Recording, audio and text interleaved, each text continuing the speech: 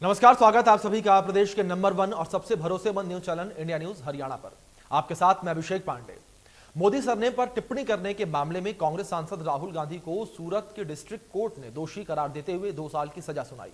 फिलहाल राहुल गांधी के जेल जाने की कोई भी संभावना नहीं है, क्योंकि कोर्ट ने राहुल की सजा 30 दिन के लिए सस्पेंड कर दी है, जिससे राहुल हाईकोर्ट में अपील दायर कर सकें। मोदी सरनेम पर विवादित टिप्पणी को लेकर राहुल गांधी पर 2019 में मानहानि का केस दर्ज किया गया था और राहुल ने 2019 में लोकसभा चुनाव के दौरान कर्नाटक के कोलार में आयोजित जनसभा में मोदी सरनेम पर टिप्पणी की थी और इस टिप्पणी के खिलाफ भारतीय जनता पार्टी के विधायक और गुजरात के पूर्व मंत्री पुर्नेश मोदी ने सूरत कोर्ट में याचिका दायर करवाई थी। कोर्ट के फैसले के बाद राहुल ने कहा कि मेरा इरादा गलत नहीं था, मेरे बयान से किसी को नुकसान नहीं हुआ। राहुल के दोषी करार दिए जाने के बाद बीजेपी राहुल पर हमलावर है।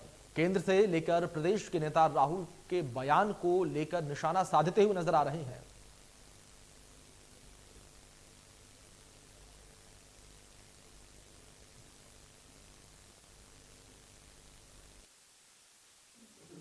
गुजरात सीजेएम कोर्ट के फैसले का मैं स्वागत करता हूं कि उन्होंने तथ्यों के आधार पर एक सही निर्णय उन्होंने दिया है कि किसी भी शख्स के खिलाफ ऐसे अपशब्द ना बोले जाएं जो जिससे उनके मान और सम्मान को चोट पहुंचती हो। नरेंद्र मोदी जी हमारे देश के प्रधानमंत्री हैं और उनके खिलाफ कोई भी अवमानना या कोई भी ऐसे शब्द जो उनके सम्मान के खिलाफ हों बोलना उचित नहीं है और मैं जो कोर्ट का निर्णय है उसका स्वागत करता हूं। कांग्रेस कह रही है कि कुछ भी गलत नहीं कहा था राहुल गांधी ने, उनकी इस टिप्पणी को कैसे देखते हैं और सेशन कोर्ट ने जमानत भी दे दी है उनसे। देखिए, ये कोर्ट ने निर्णय किया है, उनके कहने का ना कहने का कोई प्रश्न नहीं है और जो अगर उनको जमानत दी है ये एक प्रक्रिया है कोर्ट की। नहीं, देखिए, ये तो एज पर रूल्स जब तक 3 साल से ज़्यादा की सज़ा नहीं हो जाती तब तक कोई खतरा नहीं होता। 2 साल की सज़ा के ऊपर मुझे जो जानकारी है उसकी सदस्यता के ऊपर कोई खतरा नहीं। देखिए, बिल्कुल गलत है अपने देश की जाके कहीं भी इस प्रकार की आलोचना करना और ये कहना कि देश में आज़ादी खत्म होगी, देश में प्रजातंत्र खत्म हो गया, तो मैं नहीं समझता इस बात का कोई औचित्य है। जितनी आज़ादी यहाँ है, मतलब कौन सी आज़ादी लेना चाहें वो तो बता दें। वो कहते हैं कि भाई मुझे बोलने नहीं दिया था, मैं कहता हूँ 1 घंटा बोल तो कुछ हो तो बोलने बा। अब पूरी यात्रा कर ली, 3000 किलोमीटर की यात्रा कर ली, कुछ कहा तो हो। अब बता दें क्या।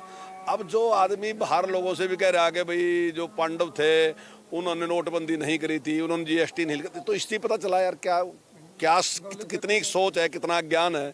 तो जब कुछ कहने नहीं है तो हुआ क्या। बाहर आपने बोला है तो आप या तो हमारे को एक्सप्लेन करो या आप माफी मांगो।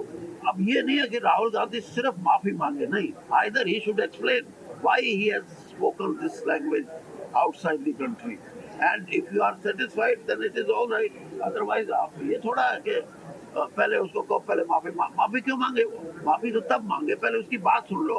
फिर भी अगर सदन ये चाहता है कि उसकी जो जवाब है वो सेटिस्फैक्टरी नहीं, तब वो कैसे। कोर्ट को आज ज्यादा मतलब सुनवाई की कोई गुंजाइश नहीं थी। जो प्रोसीजर है, तो जैसे राहुल जी कोर्ट रूम में एंटर हुए 2 मिनट के बाद कोर्ट ने सजा सुना दी कि मैं आपको आईपीसी के कलम 499 और 500 के तहत आपको गुनहगार करार देता हूं। बाद में उससे पूछा गया कि तुम्हारे सजा के बारे में क्या कहना है, तो राहुल जी ने ये बताया कि मैंने पॉलिटिकल लीडर की हैसियत से जो करप्शन देश में हो रहा है उसको खुला करना ये मेरी प्राथमिक फर्ज है, इसके अलावा मैंने कुछ नहीं किया। फिर दलील हुई हमारे जो राहुल जी के ओर से एडवोकेट अपेयर था, उन्होंने बताया कि हम कोई कोर्ट की माफी नहीं मांग रहे, हमें कोर्ट की कोई दया नहीं चाहिए, लेकिन जो कुछ हुआ है वो हमारी फर्ज के मुताबिक हमने किया है और मिटिगेटिंग सर्कमस्टेंसेस भी बताए। और उसके बाद कंप्लेंट के वकील ने दलील की उसके मैक्सिमम सजा होनी चाहिए और दोनों की दलील सुनने के बाद कोर्ट ने 2 साल की सजा सुना दी। सजा माफी के मुलतवी की जो है उनकी एप्लीकेशन दी गई और सेंटर से सस्पेंड कर दिया गया और 30 दिन का टाइम दिया गया कि आप अपील कर लो और जामीन लेके उनको छोड़ दिया गया। रिगार्डिंग दिस गिल्टी उन्हें दोषी जाहिर किया तो कोर्ट ने उन्हें पूछा कि आप क्या कहना चाहते हैं, तो उन्होंने कहा कि मैं तो हमेशा करप्शन के खिलाफ आवाज उठाता हूं, ये है। तो मैंने ये बोला था, जो भी है वो इंटेंशनली कुछ नहीं किया था। तो उसके बाद उन्होंने बताया कि आगे की बात मेरे वकील साहब करेंगे। तो राहुल गांधी जी के जो वकील थे उन्होंने बताया कि इसके अगेंस्ट जो भी आप जो भी इन्होंने किया है उससे किसी को हार्म नहीं हुआ है, ना ही कंप्लेनेंट को, ना ही किसी को कुछ हार्म नहीं हुआ है। तो हो सके उतनी कम सजा सुनाई जाए। तो यहाँ पर जो प्रोसिक्यूशन के वकील हैं उन्होंने एक बहुत अच्छी बात बताई। यहाँ पर उन्होंने ये कहा कि Rahul Gandhi is a member of a parliament और वो संसद में और राज्यसभा में इस देश के कानून बनते हैं। तो अगर जो लोग कानून बनाते हैं वो लोग कानून तोड़ेंगे तो देश में, समाज में इसका क्या मैसेज जाएगा। तो उन्होंने ये कहा प्रोसिक्यूशन के वकील ने कि हो सके उतनी सजा, जितनी मैक्सिमम सजा इसमें है वो मैक्सिमम सजा इन्हें दी जाए, और जो भी मैक्सिमम फाइन है वो भी उन्हें फाइन किया जाए, और जो कंप्लेनेंट है उसे भी कंपनसेशन मिला। अधिवक्ताओं से लेकर पक्ष विपक्ष के आपने बयान सुने हैं। अब कुछ सवाल है जो इस वक्त चर्चाओं के विषय बने हुए हैं, जहां पर कोर्ट के फैसले पर राजनीतिक बयानबाजी आखिर क्यों हो रही है। जिस तरीके से कोर्ट ने यह फैसला सुनाया है, वहीं न्यायपालिका के फैसले पर सवाल क्यों खड़ा किया जा रहा है। कुछ ये सवाल हैं जो लगातार चर्चाओं में बने हुए हैं, और आज की हमारी बड़ी बहस में ये सवाल जो है कहीं ना कहीं केंद्रित रहेंगे। न्यायपालिका के फैसले पर सवाल उठाना कितना उचित है, ये भी एक सवाल। तो सवाल यहाँ पर यह भी है कि क्या राजनीतिक लड़ाई में सामाजिक सरोकार राहुल गांधी भूल गए हैं। ये कुछ बड़े सवाल हैं, जिन सवालों के इर्द गिर्द हमारी चर्चा जो है केंद्रित रहेगी। हमारे साथ कुछ खास मेहमान जुड़ गए हैं। सबसे पहले आपका परिचय उनसे करवा देते हैं। हमारे साथ भूपेंद्र सिंह गहलावत जी जुड़े हैं, बीजेपी से नेता हैं, और जोगिंदर मोर साहब जुड़े हैं, कांग्रेस से नेता हैं, और हमारे साथ रजत पंजेटा जी जुड़े हैं, प्रवक्ता हैं इनेलो से, और डॉक्टर पंकज बेनीवाल जी जुड़े हैं, आप आम आदमी पार्टी से प्रवक्ता हैं, गुरमीत सिंह वरिष्ठ पत्रकार। आप पांचों मेहमानों का बहुत स्वागत है चर्चा में। चर्चा की शुरुआत जो है वो मैं भूपेंद्र सिंह जी आपसे करना चाहूंगा। भूपेंद्र जी, जिस तरीके से कोर्ट की ओर से फैसला सुनाया गया है, इस फैसले को आप लोग एक जीत की तरह ले रहे हैं, क्या जीत की तरह से देखा जाए? मैं तो ये कहना चाहूंगा कि जो गुजरात न्यायालय ने फैसला सुनाया 499 और 500 आईपीसी की धारा के तहत, मैं उसका स्वागत करता हूँ जी। मैं ये देख रहा हूँ कि कुछ दिनों से राजनीतिक लोग भी, चाहे वो ऊंचे पदों पर है, चाहे उनकी कितनी भी पदस्थता है, वो जो भी शब्द मुंह में आते हैं वो बोलते जी। और आज एक ऐसा, मैं तो ये सबक लोगों को मिलेगा जी कि जो भी गलत शब्दों का इस्तेमाल करने से पहले 10 बार सोचेंगे जी। मैं ये कहता हूँ एक युवराज जो ना हमारे देश की सभ्यता को मानता है, ना संस्कृति को मानता है जी, और ना हमारी देश की एकता और अखंडता को मानता है, अपने आप को समाज से भी और देश से ऊपर समझता है। देखिए कितने बार उन्होंने ऐसी बातें की कि जो लायक नहीं है, बात कहने के लायक नहीं है, तो उसी का उसको जो है वो भुगतना पड़ा। मैं तो ये कहता हूँ ये एक बहुत अच्छा निर्णय है। इससे कोई भी अगर बोलेगा तो वो किसी के खिलाफ भी कोई गलत शब्दों का इस्तेमाल करेगा। देखिए हमारी ओबीसी कितनी बड़ी जाति है, उसको अपमान करने का काम इन लोगों ने किया। सारी एक जाति को चोर कहना ये कितनी बुरी बात है।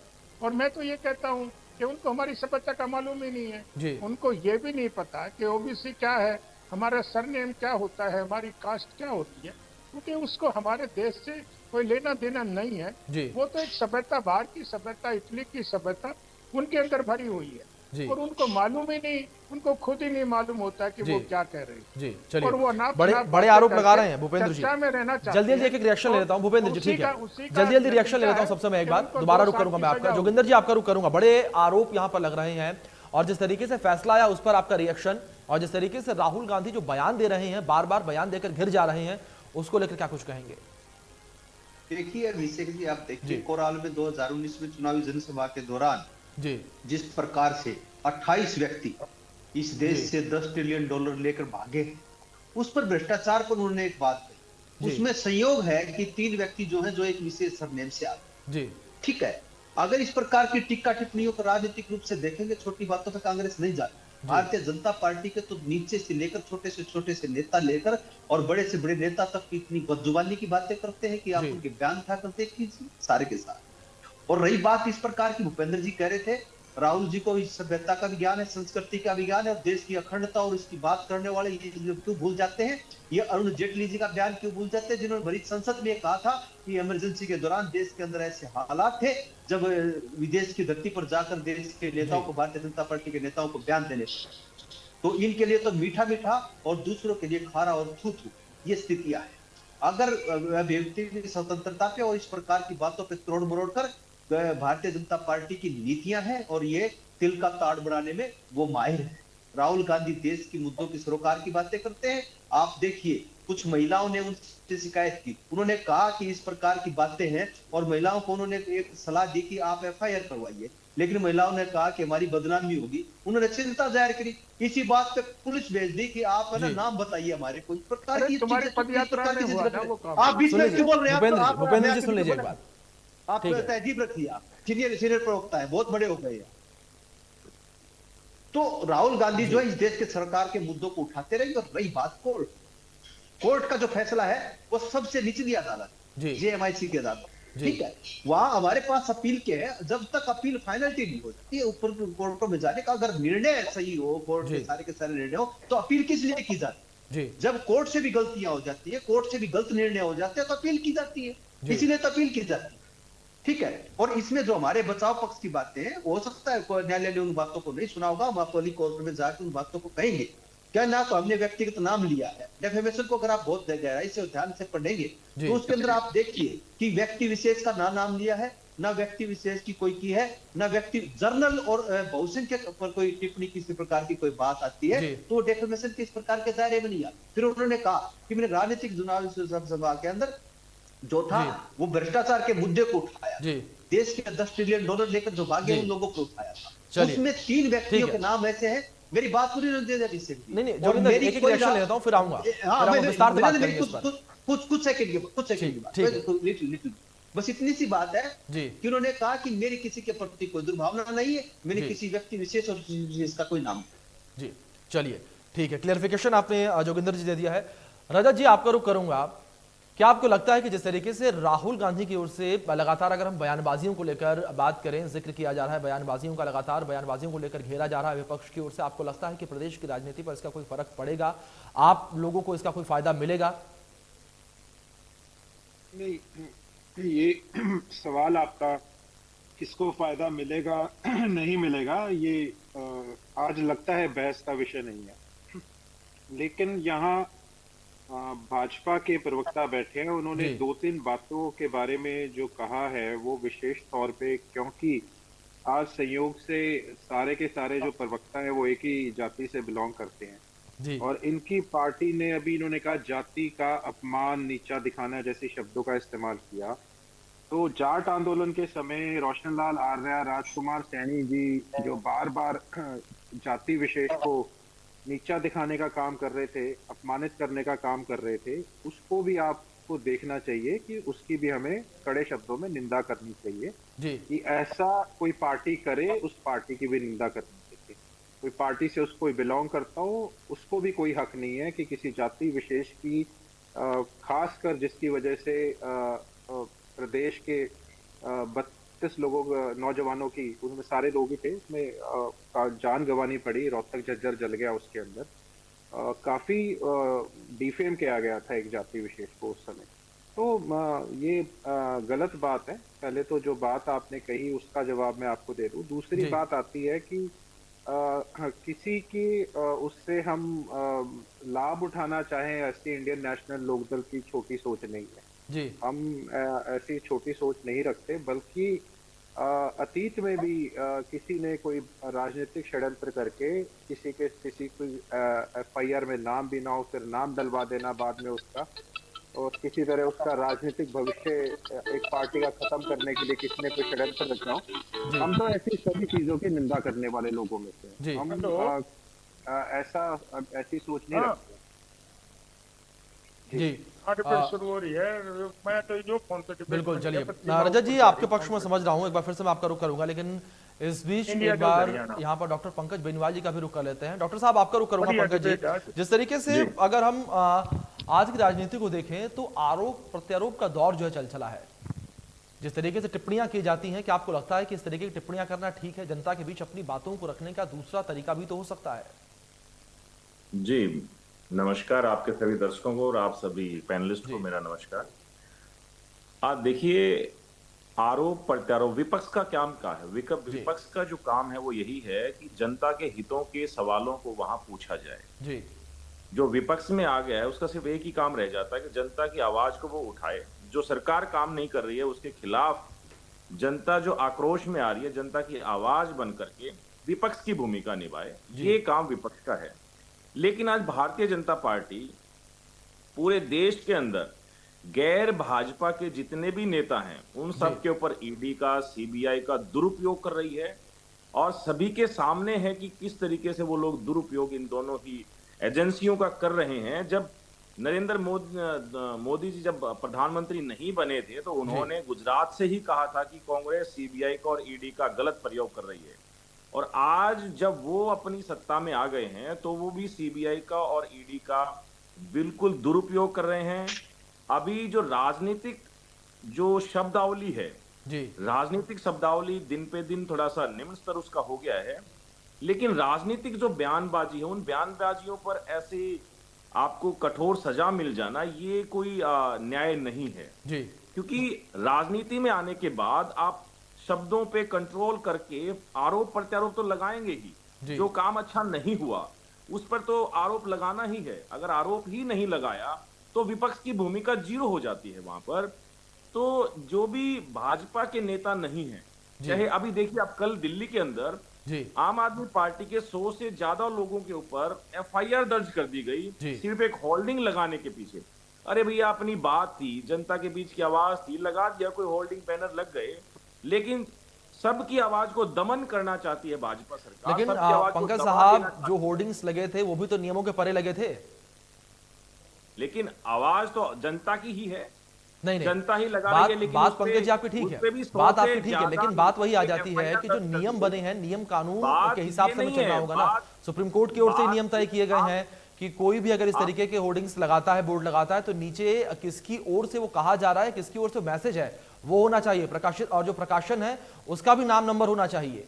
तो किसी भी प्रकार के यहाँ पर जो पैमाने तय किए गए हैं उनके आधार पर होर्डिंग्स नहीं लगे थे। वो पूरे देश के अंदर कहीं भी कोई होल्डिंग ऐसा दिखा दो जहां पर प्रकाशक का नाम लिखा हो या कोई अपना नाम लिखता हो, किसी की फोटो लगी है तो अपना फोन नंबर या नाम लिख देता है जी। सिंपल स्लोगन्स वाले पे किसी का भी नाम नहीं मिलता जी, किसी पार्टी का नाम नहीं होता, कुछ नहीं लिखते, सब स्लोगन्स को लिख के छोड़ देते हैं। वॉल पेंटिंग आप देखिएगा, कितनी वॉल पेंटिंग ऐसी होती है जहां पर कुछ नहीं लिखा होता और बस एक व्यक्ति विशेष के बारे में कुछ भी लिख दिया जाता है जी। देखिए विजय माल्या भाग जाता है, मेहुल चौकसी भाग जाता है, नीरव मोदी भाग जाता है इनकी सरकार के अंदर जी। तो ये सरकारों में सीबीआई और ईडी का जो दुरुपयोग है वो सदुपयोग उन तीनों पे करना चाहिए था। जो अडानी पूरे देश को आज खोखला करते जा रहे हैं, आकाश से लेके पाताल तक सारी चीजें आज अडानी के पास हैं। कोयला हो, आपकी रेल हो, एरोप्लेन हो, बंदरगाह हो, सब कुछ तो आपने अडानी को दे रखा है। तो अडानी पर भी तो सीबीआई ईडी भेजनी चाहिए कि उनके पास इतना सब सिस्टम आ कहां से रहा है। तो ये चीजें हैं, आप सीबीआई का ईडी का दुरुपयोग छोड़ करके सदुपयोग की तरफ निकलें ताकि देश की ठीक है पंकज जी, बात वही घूम फिर कर ईडी सीबीआई पर आ गई। ठीक है, ऐसा जनता तक पहुंचे। चलिए ठीक है, एक बार गुरमीत जी का रुख कर लेते हैं, वरिष्ठ पत्रकार हैं हमारे साथ जुड़े हुए। गुरमीत जी, अब जिस तरीके से आप अभी के इस माहौल को देख रहे हैं, जिस तरीके से अगर हम राहुल गांधी को लेकर बात करें, क्या लगता है आपको राहुल गांधी की सदस्यता पर खतरा है? क्योंकि जाहिर तौर पर नियम यही कहते हैं कि 2 साल या 2 साल से अधिक की सजा अगर किसी सदस्य को, विधायक या सांसद को होती है तो उसकी सदस्यता रद्द कर दी जाती है। क्या कुछ विकल्प अब राहुल गांधी के पास रहेंगे गुरमीत जी?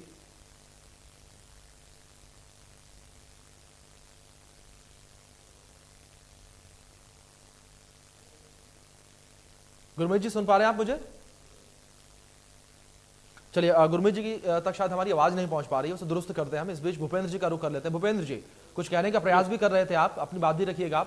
सवाल भी लेकिन यहां पर यह है गुरमीत जी, माफ कीजिएगा भूपेंद्र जी, कि जिस तरीके से लगातार आरोप आप लोगों पर भी लगते हैं कि आप लोग जो हैं लगातार संरक्षण जो है दे रहे हैं कुछ लोगों को, और अगर उन लोगों के साथ नाम आप लोगों का जोड़ दिया जाता है तो आप लोगों को उसे लेकर दर्द होता है। वहीं दूसरी ओर जिस तरीके से राहुल गांधी को लेकर भी कई बार बयान आप लोगों की ओर से भी दिए गए हैं, विपक्ष इस पर भी सवाल निशान खड़े कर रहा है कि आप लोग जब राहुल गांधी का नाम अलग तरीके से लेते हैं, नाम बिगाड़ते हैं उनका, तब ये मर्यादा कहां जाती है आप लोगों की?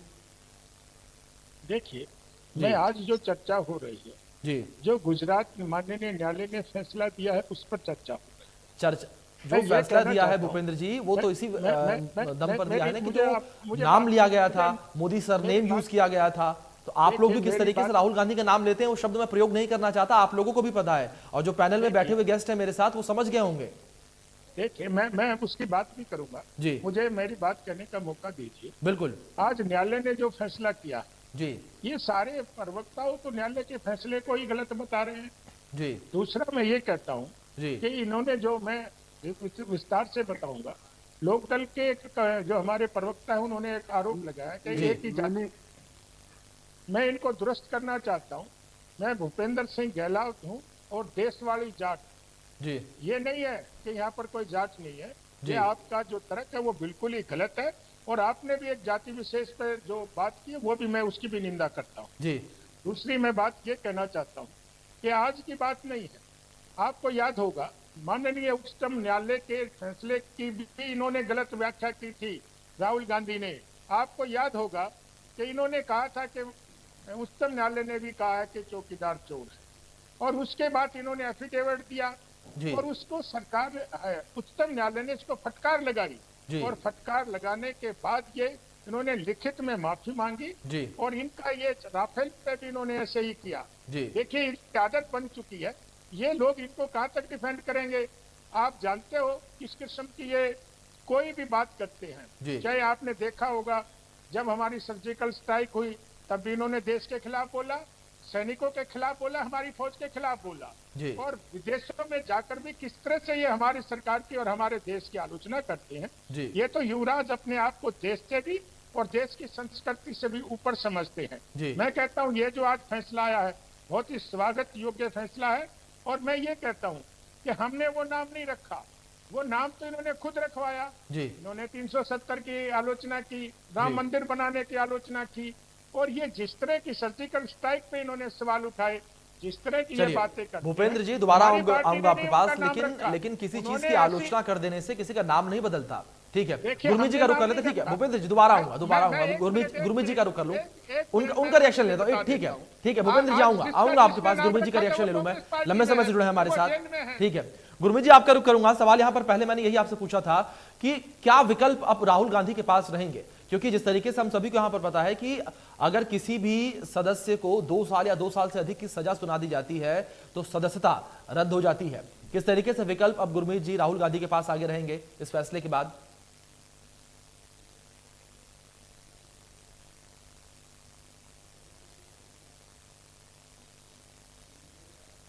गुरमीत जी, सुन पा रहे हैं आप मुझे? चलिए, लगता है कोई टेक्निकल फॉल्ट है, उसे हम दुरुस्त करने का प्रयास करेंगे। हमारे तमाम मेहमान हमारे साथ जुड़े हुए हैं। चलिए जोगिंदर जी, आपका रुख करूंगा मैं फिर से एक बार।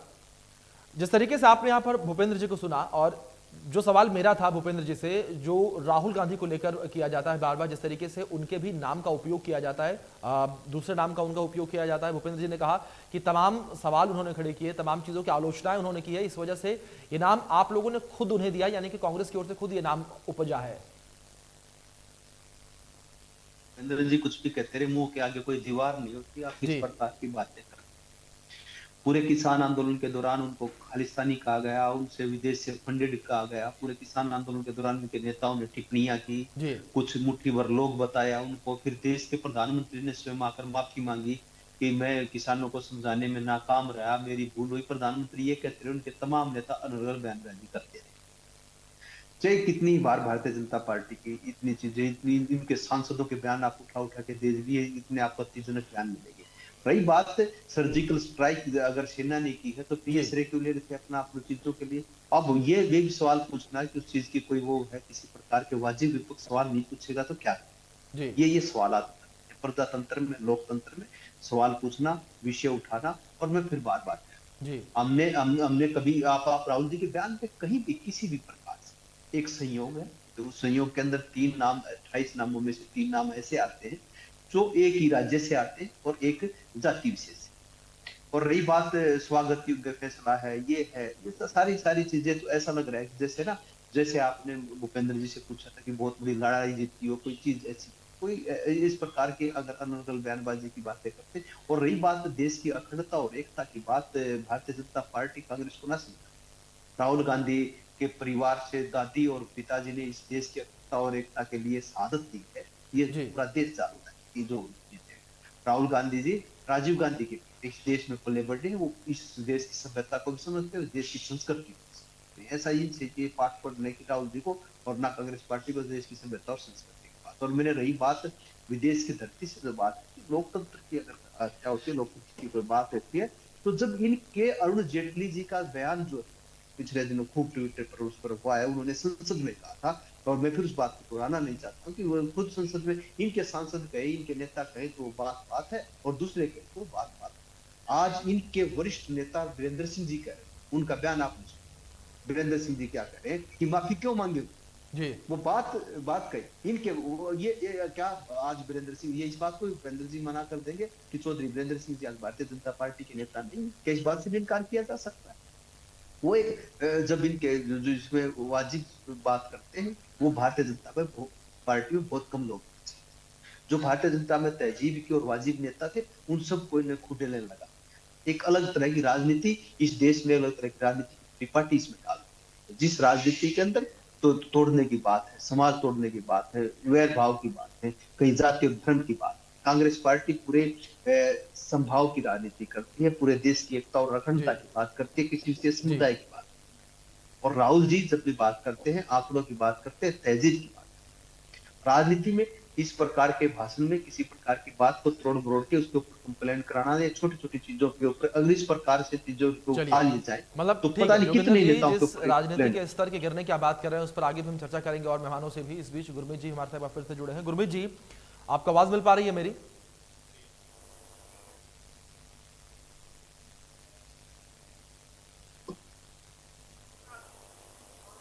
आवाज आ रही है मुझे? जी गुरमीत जी, सवाल मेरा आपसे यही था कि किस तरीके से आप देखते हैं विकल्प राहुल गांधी के पास? अब फैसला कोर्ट की ओर से सुनाया गया है, और अगर हम जो तथ्य हैं, जो आधार हैं, उनके हिसाब से देखा जाए तो 2 साल या 2 साल से अधिक की सजा सुनाने के बाद किसी भी सदस्य की सदस्यता समाप्त हो जाती है। क्या विकल्प रहेंगे अब राहुल गांधी के पास? जाहिर सी बात है कि जो ऊपर की कोर्ट है उसमें वो जाएंगे जी, और अगर उनकी जो कन्विक्शन है वो स्टे हो गई जी, तो शायद उनको उसमें रिलीफ मिल सकती है। बाकी जो लीगल लोग हैं वो ज्यादा बता सकते हैं, जितना मुझे समझ है। और देखिए, जो बात आप कर रहे थे, ये जो एक ओवरऑल माहौल है जी, उसमें अब आप अदालत ने निर्णय दिया है, चाहे वो निचली अदालत हो या वो शीर्ष अदालत जी, जाहिर सी बात है कि कुछ तो आधार उन्होंने उसको लिया होगा, और तो उस पर तो हम टिप्पणी क्या कर सकते हैं। लेकिन ये बात सही है कि मैं आपको एक छोटा सा उदाहरण देता हूँ।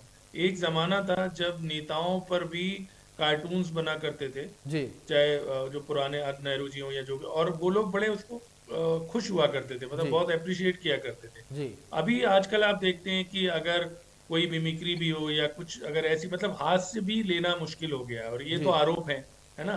और जाहिर सी बात है कि अगर आप पहली नजर में, हालांकि उस समय ललित मोदी का मामला चल रहा था जहां तक मुझे याद है, और 19 की जो बात है, तो उन्होंने ये बात कही, लेकिन जाहिर सी बात है कि अगर किसी ने चैलेंज किया और अदालत ने पूरी बात सुन के ही फैसला दिया है। हाँ, अब ये है कि जो उच्च अदालत है, हाई कोर्ट है, उसके बाद सुप्रीम कोर्ट है, वो जाहिर सी बात है वो एक्सप्लोर करेंगे। लेकिन कई बार क्या होता है, जैसे कहते हैं ना, सिर मुड़ाते ही ओले पड़े, या जैसे आते हैं वो भारत जोड़ो यात्रा के बाद से उनका लगातार, जैसे पहले वो ब्रिटेन में जो उन्होंने कह दिया वो विवाद हो गया है ना, उसके बाद अब ये आ गया। तो कई बार वो कहते हैं कि जी मुसीबतें भी इकट्ठे आती हैं, तो नेचुरली राहुल गांधी के लिए फिर वो दिल्ली पुलिस वाला भी हो गया बीच में, आपने देखा, जो दिल्ली पुलिस उनके घर पहुंच गई, और अब सडनली ये हो गया। तो वो जैसे कहते हैं कि एक साथ उन पे कई वो आई हैं। ये ठीक है कि राजनीति में अगर दूसरी तरह देखा जाए तो उनको बड़ा प्रचार भी मिल रहा है, पर आप देखना होगा, ये रोचक बहस होगी कि शीर्ष अदालत इसको किस तरह से लेती, क्योंकि इससे आगे के लिए भी उदाहरण सेट होगा कि अगर वो वाकई में ये बात को मानते हैं कि ये गंभीर बात है, या वो चेतावनी भी देते हैं, भले स्टे कर दें, तो भी शायद फिर आगे ये सभी के लिए एक मैसेज हो सकता है कि हम एक मर्यादा को रखें हमेशा। ये ठीक है जो कांग्रेस के हमारे साथी कह रहे कि और लोगों ने भी इस तरह की बातें कही हैं, कोई अकेले राहुल गांधी ने कही हो तो ऐसा तो नहीं है। लेकिन अब बाकियों के लिए कोर्ट केस नहीं हुए, बाकियों के लिए अदालत ने नहीं सुना या लोगों ने नहीं चैलेंज किया। अब अगर कोर्ट ने कर दिया है तो मुश्किल स्थिति तो है ही एक बार। जी, चलिए गुरमीत जी, आपने बड़ी सही बात ये कही है कि व्यंग करना जो है वो भी कहीं ना कहीं भारी पड़ता हुआ नजर आता है।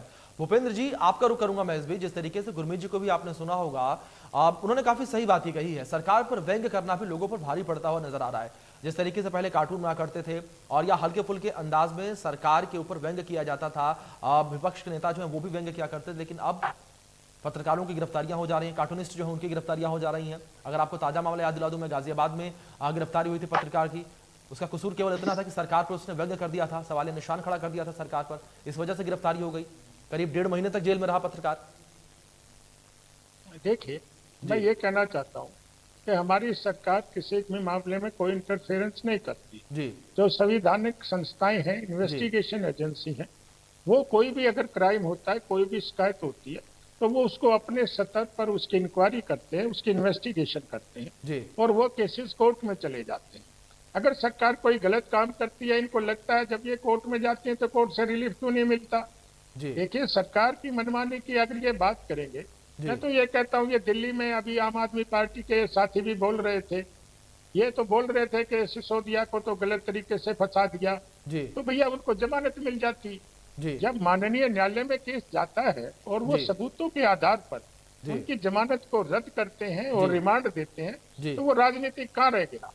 इन्होंने ये भी सवाल उठाया कि पोस्टर लगे, भैया पोस्टर कोई ऐसे भी लगा सकता है जिससे दंगा भड़क जाए, और अगर उसके नीचे प्रिंटिंग प्रेस का नाम ना हो, छपवाने वाले का नाम ना हो, तो ये आपराधिक मामला है। और आपराधिक मामलों में अगर गिरफ्तारी होती है तो इन लोगों को तकलीफ होती है।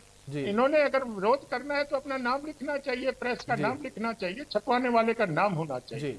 हमारी सरकार किसी के खिलाफ कोई जाति नहीं करती, और जो लोग भ्रष्टाचार करते हैं या कोई क्राइम करते हैं उनको किसी तरह से रियायत देने का काम भी नहीं करती। जो संवैधानिक संस्थाएं हैं वो अपना काम करती हैं और उसके आधार पर केस जो है वो माननीय न्यायालय में जाता है और माननीय न्यायालय देख के उसका फैसला करती है।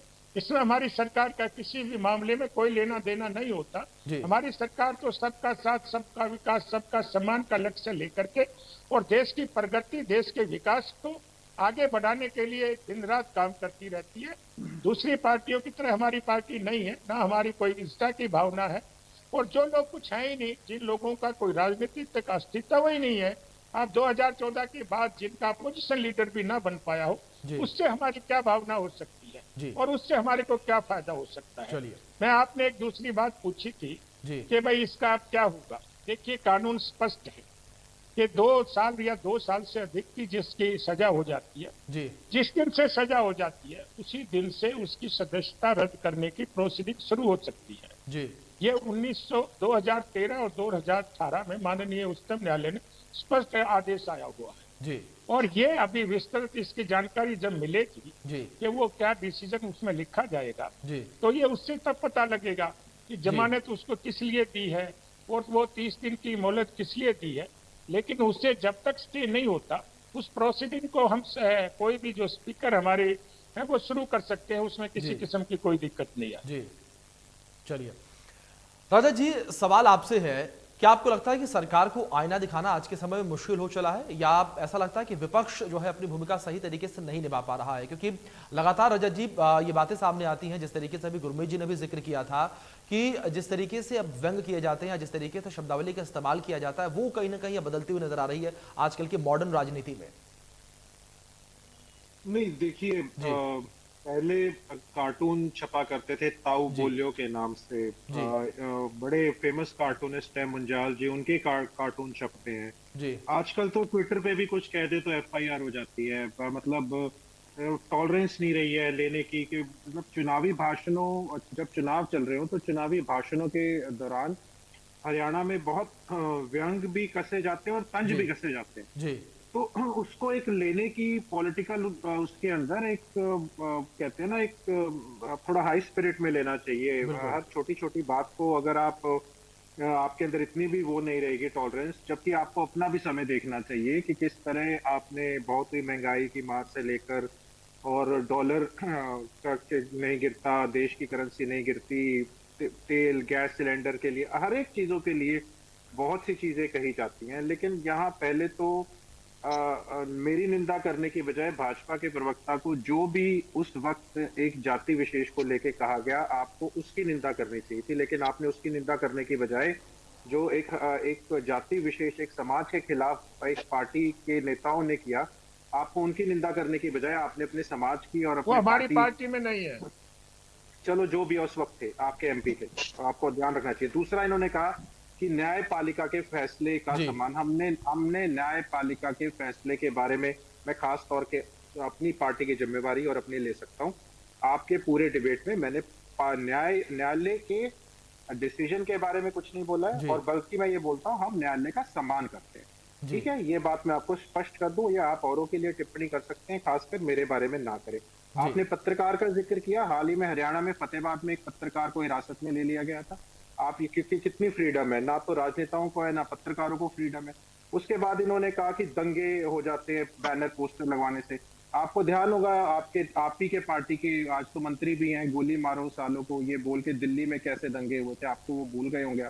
जहाँ बहुत बड़ा नुकसान झेलना पड़ा दिल्ली को, वहां बेकसूर लोग बोल जाते हैं, राजनेता बोल जाते हैं। एक कोई मासूम किसी जाति का दूसरे मासूम का जिसका कोई कसूर नहीं होगा, उसका नुकसान पहुंचा दे, केवल एक राजनीतिक व्यक्ति के जिम्मेवाराना पद और संवैधानिक पद पे बैठे हुए बयानों की वजह से हरियाणा जला। उसी की वजह से झज्जर और रोहतक जला। कितने मासूम लोगों की जान गई उसमें, वो निर्दोष थे। राजनेता बोल के चले जाते हैं, अकाउंटेबिलिटी उनकी सेट करो। फिर तो जिनकी वजह से जान माल का नुकसान हुआ, दुकानें जलाई गई, उनकी अकाउंटेबिलिटी सेट करो। उनकी अकाउंटेबिलिटी सेट नहीं होती है, और मासूम लोग जिनका कोई भी, आप मेरे जैसे बैठे घर के अंदर हमारा कोई परिवार का हमारा कोई नुकसान कर दे कि क्योंकि किसी ने किसी एक समुदाय के बारे में गलत बोल दिया, ये कहां तक जस्टिफाइड? उस तरफ किसी का ध्यान नहीं जाता। ये चिंता का विषय समाज में आपसी भाईचारा बनाने का है जी। ये आपसी भाईचारा तोड़ने का विषय नहीं है। बिल्कुल कि आपने सिर्फ हम ये अपने एक नेता को आप डिफेंड कर रहे हो, अपनी पार्टी को डिफेंड कर रहे हो, भले समाज का नाश हो जाए, ये मैं इसमें बिलीव नहीं करता, खासकर मेरी ये राय नहीं। ठीक है रजत जी, काफी गंभीर बात आपने कही है कि सामाजिक मुद्दा कहीं ना कहीं एक तरीके से है। पंकज जी, आपका रुख करूंगा मैं इस बीच। अगर आपको जिस तरीके से विपक्ष के रूप में देखा जाए तो केंद्र से किस तरीके से आप लोगों की भी राजनीति चलती है, किस तरीके से आप लोगों की ओर से तीखा प्रहार किया जाता है, पत्र लिखा जाता है केजरीवाल साहब की ओर से केंद्र सरकार को, पीएम मोदी को, तो कहीं ना कहीं तीखे प्रहार आप लोगों के बीच भी चलते रहते हैं। आप किस तरीके से देखते हैं अगर इस मुद्दे को देखा जाए कि सरकार को आईना दिखाना मुश्किल हो चला है? क्योंकि अगर हम केजरीवाल साहब को लेकर बात करें, उनकी ओर से पत्र भी कुछ समय पहले भी लिखा गया था प्रधानमंत्री नरेंद्र मोदी के नाम कि दिल्ली का बजट आप पेश होने दें। उसके बाद फिर जिस तरीके से पोस्टर चिपकाए गए आप लोगों की ओर से, उसके बाद 100 लोगों के खिलाफ एफआईआर दर्ज कर ली गई। देखिए, मैंने पहले भी अपने वक्तव्य में बोला कि सीबीआई का, ईडी का या पावर्स का दुरुपयोग भाजपा सरकार बखूबी तरीके से कर रही है जी। दिल्ली में एमसीडी आम आदमी पार्टी ने जीती और मेयर का चुनाव नहीं होने दिया, वो आप सबके सामने था। कितने दिनों के बाद दिल्ली को मेयर मिला, कितने दिन बाद अब दिल्ली का विकास कार्य चालू हुआ, ये सारी चीजें भाजपा जो है अपनी हार को आज पचा नहीं पा रही है जी। दिल्ली में हार रहे हैं, पंजाब में हारे हैं जी, गुजरात में भी हमारे 5 एमएलए बने, 41 लाख वोट मिली। वो किस चीज पे मिली? शिक्षा और स्वास्थ्य के ऊपर मिली जी। कि इन्होंने दिल्ली के अंदर शिक्षा और स्वास्थ्य की क्रांति लेकर के आए हैं जी, जो एकदम से नया मॉडल शिक्षा को लेकर के आया मनीष सिसोदिया की अगुवाई में, या सत्येंद्र जैन की अगुवाई में मोहल्ला क्लिनिक को लेकर के आया। उन पर भी इन्होंने एक झूठे आरोप लगाकर आज तक एक एफआईआर नहीं हुई है। मैं भूपेंद्र जी को बता दूं जी, ना तो एफआईआर सत्येंद्र सिंह पे हुई है, ना ही अभी तक मनीष सिसोदिया पे कोई एफआईआर हुई है जी। बस जांच के लिए उनको अंदर ले रखा है जी। अगर ऐसी ही बात है, कोई सबूत मिल गए हैं, आप कह रहे हैं कि 100 करोड़ का घोटाला कर दिया, घर की 3 बार सीबीआई ने जांच कर ली, 10,000 रुपए तक नहीं मिले जी। ये बात करते हैं गालियां देने की। इन्होंने सरपंचों को चोर कहा, 4000 सरपंचों पे एफआईआर दर्ज करी, सरपंचों के ऊपर हरियाणा में लाठीचार्ज किया जी। उसकी बातें तो ये करेंगे नहीं। किसानों पर इन्होंने लाठीचार्ज किया। कुरुक्षेत्र के अंदर दुष्यंत चौटाला आए हुए थे, मनोहर खट्टर आए हुए थे, उनकी आंखों के सामने किसानों के ऊपर लाठीचार्ज। उस टाइम पे एमबीबीएस के छात्र अपना धरना प्रदर्शन कर रहे थे कि हमारे को इतना फ्री सीट पे आए हैं, हम गवर्नमेंट सीट पर आए हैं, पीजीआई में हम अपनी डिग्री कर रहे हैं, आप हमारे पर 40 लाख या 50 लाख का बॉन्ड नहीं थोप सकते। रात को 2 बजे हमारी बहनें जो छात्राएं एमबीबीएस की थी, लड़कियों को जबरदस्ती उठा करके जेल में डाल दिया गया। आज आप बात करते हो कि सरकार को आए ना, आप अपनी बात नहीं कह पा रहे, बच्चे अपनी बात नहीं कह पा रहे, किसान अपनी बात नहीं कह पा रहा, आज सरपंच अपनी बात नहीं कह पा रहे। ये लोगों ने सबका मुंह बंद कर रखा है। ये लोग किसी को काम नहीं करने देना चाहते। चलिए ठीक है, ठीक है पंकज जी, आपकी बात समझ रहा हूँ। भूपेंद्र जी से जवाब लूंगा इस पर, लेकिन इससे पहले गुरमीत जी का रुख कर लेता हूँ एक बार। गुरमीत जी, आप भी सुन रहे हैं यहाँ पर लगातार सभी पक्षों को, विपक्ष को लेकर बात करें, चाहे सत्ता पक्ष में भूपेंद्र जी हैं, उनको भी आपने सुना यहाँ पर।